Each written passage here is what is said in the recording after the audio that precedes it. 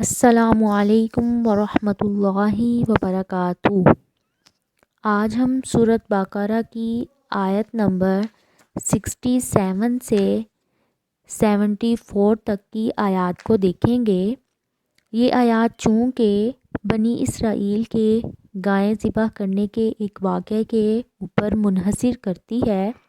پہلے ہم ان آیات کے اوپر جو مختصر سا ایک واقعہ بنی اسرائیل کے اوپر پیش آیا تھا اس کے بارے میں ہم دیکھتے ہیں، پھر ہم ان آیات کے ترجمے کو دیکھیں گے۔ یہ بنی اسرائیل کے اندر ایک گائے کو ذبح کرنے کا بیان ان آیات میں آیا ہے۔ بنی اسرائیل میں ایک مالدار شخص تھا، علامہ قرطبی نے اس کا نام عامیل بتایا ہے۔ اس کی کوئی بھی اولاد نہیں تھی اور اس کا وارث جو تھا وہ اس کا رشتہ دار تھا جو اس کا بھتیجا تھا۔ اس نے اس مالدار شخص کو قتل کر دیا تاکہ اس کا وارث بن سکے اور اس کی لاش لوگوں کے راستے میں ڈال دی۔ حضرت موسیٰ علیہ السلام کے پاس جا کر کہا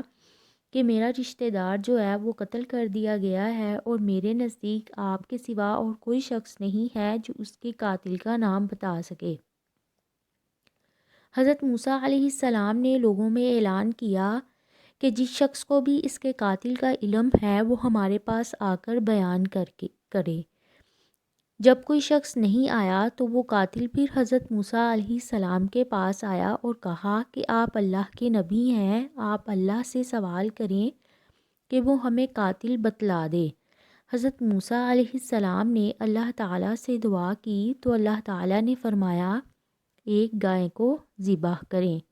اب ان آیات میں اس گائے کے بارے میں بتایا جا رہا ہے کہ وہ گائے کیسی ہو۔ اعوذ باللہ من الشیطان الرجیم، بسم اللہ الرحمن الرحیم۔ وَإِذْ اور جب قال کہا موسیٰ علیہ السلام نے لقومہ اپنی قوم سے، ان اللہ بے شک اللہ تعالیٰ یأمرکم حکم دیتے ہیں تمہیں، ان تذبحوا کہ تم ذبح کرو بقرۃ ایک گائے۔ قالوا انہوں نے کہا اتتخذنا کیا تم مذاق کرتے ہو نہ ہم سے ہزوا۔ قالوا انہوں نے کہا اتتخذنا کیا تم بناتا ہے نہ ہمارے ساتھ ہزوا مذاق۔ قال موسیٰ علیہ السلام نے کہا اعوذ میں پناہ مانگتا ہوں باللہ اللہ تعالیٰ کی، ان اکون یہ کہ میں ہو جاؤں من الجاہلین جاہلوں میں سے۔ قالوا انہوں نے کہا ادعو دعا کرو لنا ہمارے لیے ربک اپنے رب سے،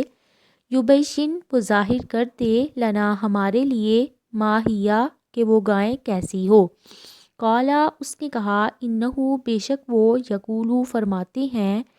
انہا بے شک وہ بقرۃ گائے لا فارض نہ ہی وہ بوڑھی ہو، ولا بکر اور نہ ہی وہ چھوٹی ہو، عوان درمیانی عمر کی ہو، بین ذالک درمیان اس کے، ففعلوا پس تم کرو ما تؤمرون جس کا تم کو حکم دیا جاتا ہے۔ قالوا انہوں نے کہا ادعو دعا کرو لنا ہمارے لیے ربک اپنے رب سے، یبین وہ واضح کر دے لنا ہمارے لیے ما لونہا کیسا ہو اس کا رنگ۔ قالا اس نے کہا انہو بے شک وہ یقولو فرماتا ہے، انہا بے شک وہ بقرۃ ایک گائے ہے، صفراء زرد رنگ کی، فاقع خوب گہرا ہے،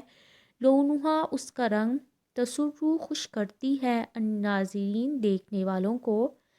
قالوا انہوں نے کہا ادعو دعا کرو لنا ہمارے لیے ربک اپنے رب سے، یبینا کہ وہ واضح کر دے ہمارے لیے ما ہیا کہ وہ گائے کیسی ہو، ان البقرہ بے شک گائے تشابہ متشابہ ہو گئی ہے علینا ہم پر، وَإِنَّا اور بے شک ہم، ان اگر شاء چاہتے اللہ تعالیٰ، لمہتدون البتہ راہ پا لیتے کہ وہ راہ پانے والوں میں سے ہو جاتے۔ قالا اس نے کہا انہو بے شک وہ فرماتے ہیں انہا بے شک وہ بقرۃ گائیں لا ذلول نہ جوتتی ہوئی ہو تسیرو کہ وہ ہل چلاتی ہو الارض زمین میں ولا تسقی الحرث اور نہ وہ سیراب کرتی ہو کھیتی کو مسلمۃ صحیح سالم ہو لا نہ ہی کوئی شیادہ عیب ہو فیہا اس میں قالو انہوں نے کہا آل آنا اب جتا تو لایا ہے بالحق کی حق کو فذبحوہا پھر انہوں نے ذبح کیا اس کو وما کادو اور نہیں قریب تھا یفعلون کہ وہ ایسا کرتے۔ ان آیات میں اللہ تعالیٰ جو ہیں وہ یعنی کہ انہوں نے حضرت موسیٰ علیہ السلام سے کہا کہ آپ ہمیں جس گائے کے ذبح کرنے کا حکم دے رہے ہیں وہ تو ایک بوڑھی عورت کے پاس ہے اور جس کے یتیم بچے تھے، اور جب اس کو معلوم ہوا کہ یہ گائیں جو تھی وہ ہم ذبح کریں گے اور اس کے علاوہ کوئی اور گائیں ذبح نہیں کریں گے تو اس نے اس گائے کی قیمت کو بہت بڑھا دیا ہے۔ پھر حضرت موسیٰ کے پاس گئے اور کہا کہ وہ عورت بہت زیادہ قیمت مانگ رہی ہے۔ حضرت موسیٰ نے فرمایا